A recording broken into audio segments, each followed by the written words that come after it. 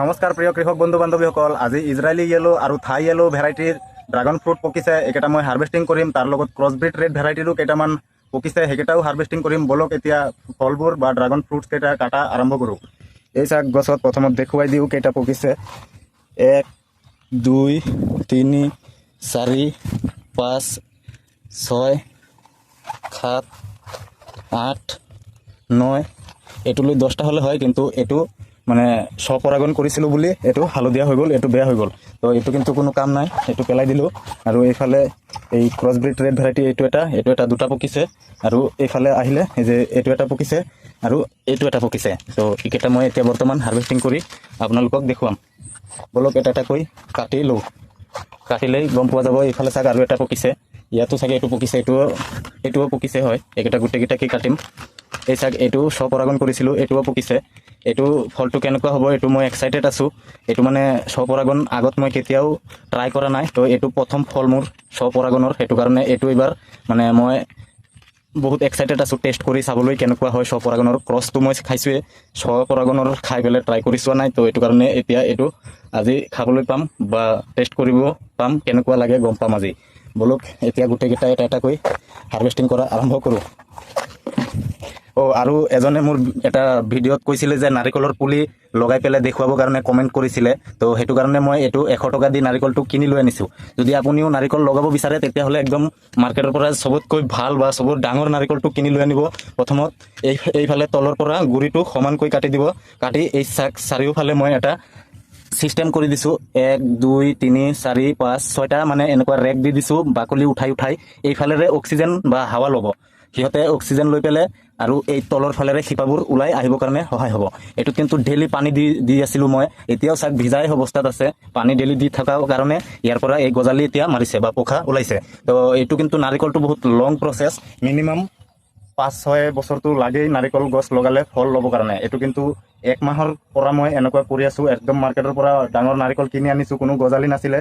গজালি নাথাকা নাৰিকল কিনি আনি মই ঘৰত এইটো কাটিং কৰি থৈ দিছোঁ, পানী দি আছোঁ ডেইলি। তাৰ পিছতহে যাই ইয়াৰ পৰা পোখা মাৰিছে। আৰু এতিয়া বাগানত আনি ৰাখিছোঁ।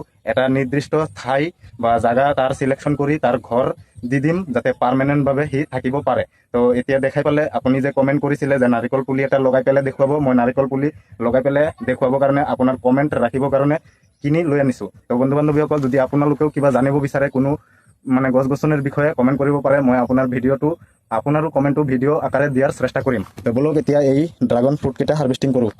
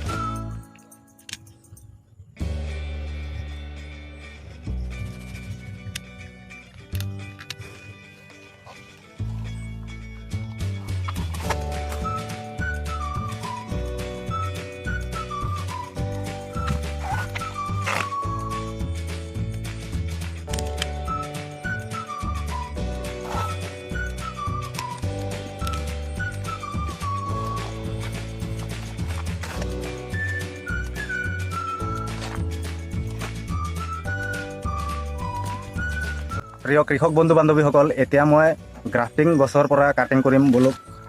এইটো গ্ৰাফটিং গছ, তো এই গ্ৰাফটিঙৰ পৰা প্ৰথমতে স্বপৰাগণৰ এইটোৱে কাটিং কৰোঁ। ফলৰ চাইজটো চাওক, আপুনি দেখিলেই গম পাই যাব যে স্বপৰাগণ কৰিলে কিমান মানে সৰু থাকে আৰু ক্ৰছ পলিনেশ্যন কৰিলে কিমান ডাঙৰ হয়। চাবই পাইছে একদম সৰু এইটো, আৰু এইটো কিমান ডাঙৰ। এই চাক দুটাৰ লগত একেলগে মানে ৰাখিলেই গম পোৱা যায় যে কিমান সৰু আৰু কিমান ডাঙৰ হয়। তো সেইটোকো কাটিলোঁ। আৰু বিশেষকৈ এই ঠানিটোতে দুটা দুটা ফুল হৈছিল বা ফল হৈছিল, সেইটো কাৰণে অলপ সৰু থাকি গৈছে। এই চাক ইয়াৰ ওপৰত এইটো আৰু এটা হৈছিলে, দুটা দুটা আছিলে ইয়াত।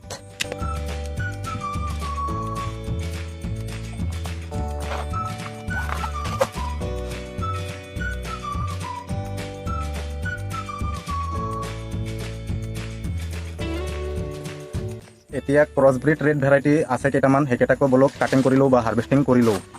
এই চাক এইকেইটা কিন্তু পকা অৱস্থাতে একদম আছে। যদি মই বজাৰত মানে দিওঁ, আপোনালোকক কৈছিলোঁৱে মাৰ্কেটত দিলে এনেকুৱা অৱস্থাতে দিব লাগে। মাৰ্কেটত যদি দিয়ে তেতিয়াহ'লে এনেকুৱা অৱস্থাত যদি দিয়ে, সিহঁতৰ মানে শ্বেল্ফ লাইফটো বহুত দিন থাকে। 20-30 দিনমান সিহঁতে ৰাখি পেলাই থৈ পেলাই বিক্ৰী কৰিব পাৰে। নহ'লে অলপ ৰঙা অৱস্থাত যদি যায়, বেছি দিন মানে ৰাখিব নোৱাৰে। সিহঁতেতো অলপ অলপকৈ বিক্ৰী কৰিব লাগে, সেইটো কাৰণে মানে সিহঁতে অলপ কেঁচা অৱস্থাতেই বিচাৰে। বলক এতিয়া এইকেইটাকো কাটিং কৰিলোঁ।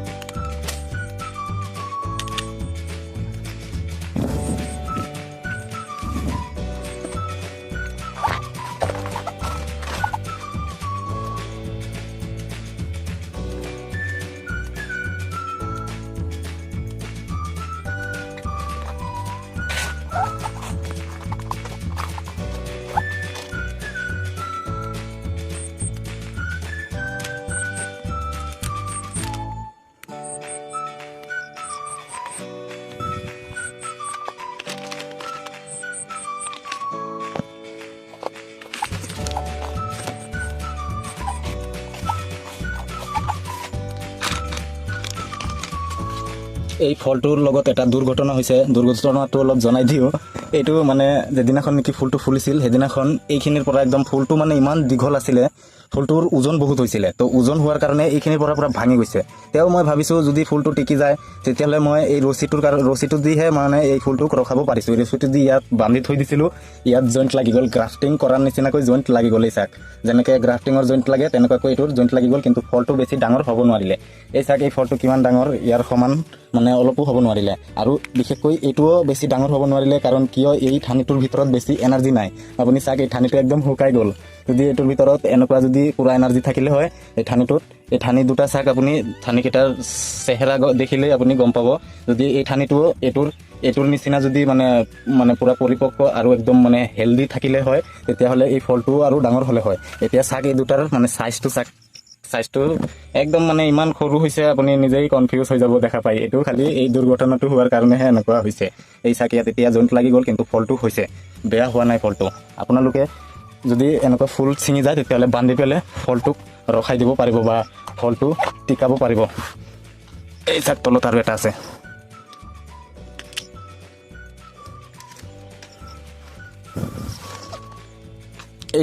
এইবিলাকেহে আহি গছত বহুত ক্ষতি কৰে। আৰু এই ফুলবোৰ আঁতৰাই দিব লাগে, নহ'লে ফাংগাছ লাগি যায় ফলটোত। এতিয়া এই তিনিটা পাইছোঁ ইয়াত। এতিয়া হাতত উঠাবৰ কাৰণে সেই অসুবিধাটো হৈ আছে। ইমানেই ডাঙৰ মানে ফলকেইটা হাতত চাইজতে নিমিলে। এই চাক কেনেকৈ লৈছোঁ মই, গ'ল। এইকেইটা বেলেগ ছিষ্টেমত ল'ব লাগিব, নহ'লে নহয়। আৰু এক হাতেৰে কেমেৰা কৰি দেখুৱাটো বহুত চেলেঞ্জ হৈছে। বলক। আৰু আজি ইমান গৰম দিছে, মানে 42 ডিগ্ৰী আছিলে। আজি গুগলক সুধিছোঁ, গুগল আজি কিমান টেম্পাৰেচাৰ চলিছে জাগিৰোডত। কৈ আছে যে 42 টেম্পাৰেচাৰ। 42 ডিগ্ৰী যদি চলি আছে, তেতিয়াহ'লে আৰু কেইদিনমান পিছত চাগে 50 হ'ব পাৰে। 50 ডিগ্ৰী হৈ গ'লে কিন্তু ওপৰত গোটেইখিনিত কিন্তু গ্ৰীণ নেট মাৰিব লাগিব। বন্ধু বান্ধৱীসকল, এতিয়া সন্ধিয়া হৈ গ'ল, একো দেখাবই নোৱাৰোঁ ভালদৰে। আজি এনেও মানে ছুটীত আছিলোঁ, কিন্তু বেলেগ কাম আছিলে, ঘৰৰ কাম কৰোঁতেই মানে টাইমটো গুচি গ'ল। মই বাগানত অলপ দেৰি হৈছে আহোঁতে। এতিয়া এই চাক এইকেইটা হাৰ্ভেষ্টিং কৰিলোঁ। মিনিমাম ইয়াতো 5 কেজিমান হ'ব। এইটো কিন্তু হাৰ্ভেষ্টিং পাৰ্ট 2 হ'ব, এইটো পাৰ্ট 2 হ'ব হিচাপত, কিন্তু পাৰ্ট 3 কিন্তু প্ৰথমৰ দুটা ফল মই কৈছিলোঁ পূজা কৰাৰ সময়ত পূজাত দি দিছিলোঁ বুলি, সেইটো মই নধৰোঁ। সেইটো আছিলে 1 নম্বৰ, পিছত পাৰ্ট 1 দিছোঁ আৰু এতিয়া পাৰ্ট 2 দিম, কিন্তু 2 নহয়, এইটো 3হে হ'ব। আপোনালোকে মানে গমেই পাই আছে যোনে যোনে মোৰ পুৰণা ছাবস্ক্ৰাইবাৰ। 3 নম্বৰ হৈ আছে এইটো পাৰ্ট 3, কিন্তু মই টাইটেলত দিম পাৰ্ট 2। তো বন্ধু বান্ধৱীসকল, এতিয়া মই ঘৰত যাওঁ, মোৰ আৰু অলপ কাম আছে, মাৰ্কেটত যাব লাগিব। তো এই ভিডিঅ'টো ইয়াতে সমাপ্ত কৰোঁ। Bye bye, happy gardening.